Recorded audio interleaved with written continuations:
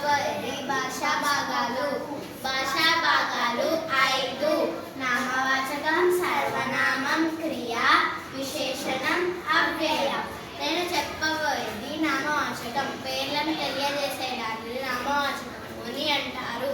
ఉదాహరణ శ్లేష, హరిణ్య.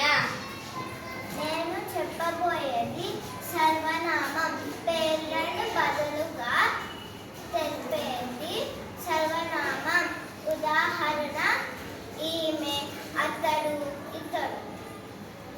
క్రియ పనులను తెలియజేసేదాన్ని క్రియ అని అంటారు.